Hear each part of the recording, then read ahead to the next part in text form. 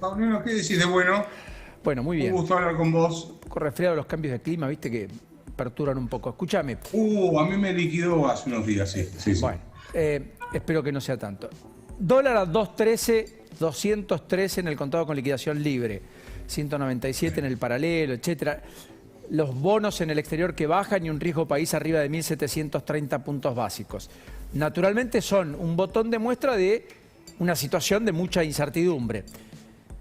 ¿Crees que es fruto básicamente del contexto preelectoral y de la dolarización de cartera habitual que el argentino medio tiene cada vez que hay elecciones, o que es algo más profundo en este caso? Me parece que es una mezcla, ¿no? En mi opinión. Siempre es muy difícil definir qué está pasando, exactamente por qué el dólar sube, ¿no? Correcto. Se juntan varios elementos, pero el primer dato que tenés es la fuerte expansión monetaria que está haciendo el Banco Central, que como sabés, al día 22 de... No me fijé el parte diario de hoy, pero por lo menos al 22 de octubre, que era el último dato, llevan con récord de emisión monetaria de todos los meses de este año. Es el mes récord de emisión monetaria, octubre. En total se emitieron en lo que va del año 1,12 billones de pesos. El 70% de esa emisión se concentra en los últimos 3 o 4 meses. ¿Ok? Así que ahí tenés una explicación. Sobran pesos, además faltan dólares para poder comprar insumos. Como vos bien sabés, en este momento hay fábricas de autos que tienen las líneas de producción paradas, fábricas de tractores que tienen la línea de producción parada. Se te rompe un tractor en el campo y olvidaste. El otro día almorzaba con amigos del sector agropecuario, algunos de ellos tienen campos, y me decían, mira, faltan insumos para producir, ¿sí? Alambre. Ahora, ¿cómo? Alambre para los alambrados. Por ejemplo. Entonces, eso por un lado. Agregar eso a las expectativas. Vos tenés una expectativa post-14 que se mezcla entre serios problemas económicos y si se confirman los datos que tenemos sobre la evolución de las elecciones. Digamos que se confirma lo de las PASO. Vamos por lo otra forma. Entonces tenemos un gobierno económicamente, con la economía totalmente desarmada y además débil políticamente. No sé si coincidís conmigo en que va a ser un gobierno políticamente débil. Entonces, vos juntás todo eso, es decir, faltan 2 años para adelante para ver cómo resuelven el problema. En general el kirchnerismo no es de decir, me equivoqué con el populismo, corrijo. Al contrario, te duplica la cantidad de populismo, o sea, generalmente duplican la apuesta en el mismo sentido. No sé si coincidís conmigo en este punto, pero es importante la lectura que uno haga de la política para poder entender lo que puede pasar en la economía. Si coincidimos en estos puntos, entonces te diría, mirá, ahí tenés una gran explicación de lo que está pasando en el mercado de cambios, del riesgo país. Argentina ya está casi prácticamente... vos fijate que cuando Guzmán renegoció la deuda de todos estos bonos en agosto del año pasado, si yo mal no recuerdo. Sí. Y tenía un riesgo país de 1.100 puntos en ese momento. Hoy tenés 1.700 puntos. Cuando estabas en default estaba mejor que ahora, si te descuidas. Además, que estés en 1.700 o 4.000 puntos de riesgo país, es lo mismo. O sea, estás afuera del mercado de capitales. Claro, estás afuera del mercado de capitales. No tenés acceso al mercado de capitales. Entonces, no tenés acceso al mercado de capitales. Es probable que entres en default con el Fondo Monetario Internacional. Tenés déficit fiscal y la única forma de financiar lo que vas a tener es con emisión monetaria. Está bien. Quiero que compartamos lo que dijo Axel Kicillof hablando del Fondo Monetario Internacional. No sé si lo tenemos, pero Kicillof fue, ayúdame Javi, bastante específico, digamos, ayer, y dijo, creo que el fondo está empezando a rever sus reglas, particularmente con la Argentina. Además de decir que se estaba reactivando la economía muy fuerte, etcétera, etcétera, todo lo cual está, por lo menos, en un signo de interrogación enorme. Kicillof que mañana viaja a Brasil para verse con Scioli y demás. Bueno, no tenemos la declaración de Kicillof, pero efectivamente, ¿vos crees que el fondo podría rever decisiones para acercar posiciones con la Argentina y acordar?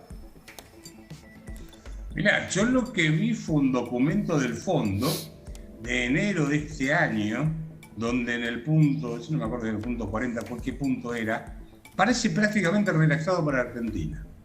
Porque dice textualmente,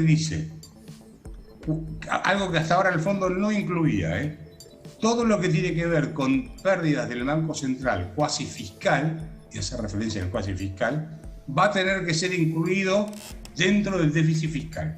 O sea, para la audiencia, vamos a aclararle, está el déficit fiscal, que es lo que le ingresa el Tesoro de impuestos y lo que gasta. Sabemos que ahí hay un déficit fiscal. Pese a que tenemos una recaudación récord muy por encima de la del año pasado y que en medio de la pandemia incluso la economía argentina o el gobierno argentino creó impuestos, no redujo. A diferencia de lo que pasa en el mundo.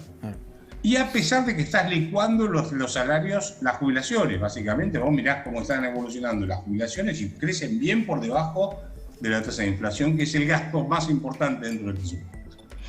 Aún así tienen déficit fiscal.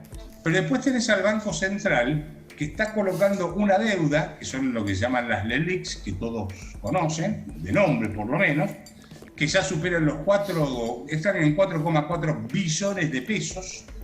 Eso devenga una tasa de interés, o sea, hay una pérdida de pago de intereses por esa deuda que toma el Banco Central y que no va a poder pagar, es igual al déficit fiscal que está previsto en el presupuesto.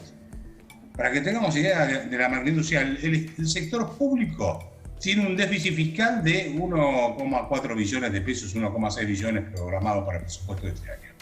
El déficit que tiene el Banco Central es más o menos parecido.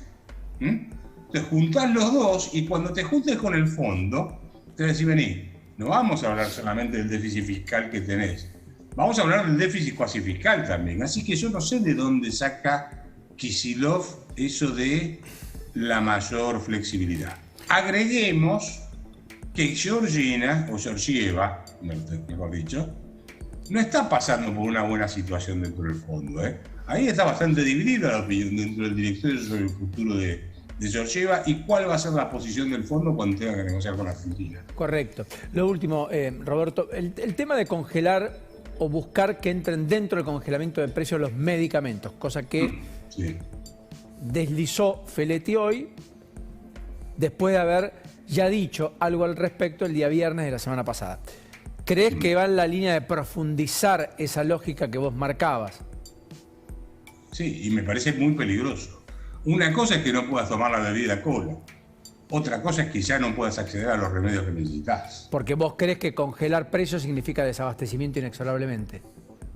Es inevitable. Eso es por definición. Es lo primero que enseñás cuando vos das clases y empezás a explicar cómo es el tema de precios y hacer la curva de oferta y demanda, que es lo primero que explicás.